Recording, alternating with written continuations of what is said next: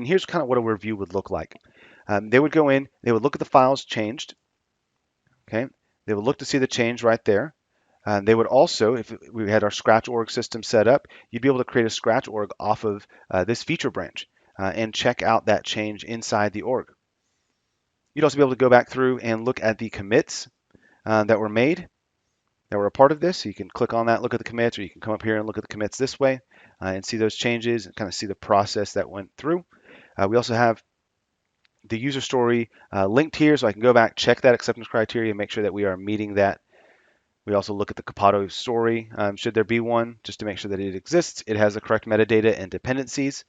We also have, checking on, for me testing it, if I want to smoke test it real quick, look through it. Now, once I am done with that as the reviewer, I will go through, I will click merge pull request. I will confirm that merge. I likely have a little review button up here that I click and I would approve, but I would come back, I would merge this, and then we're going to delete the branch because all that information is already existing inside of. Okay, so we've done that. It is taken care of. You will see in the pull request, it's no longer open. It is closed indeed, and it is taken care of.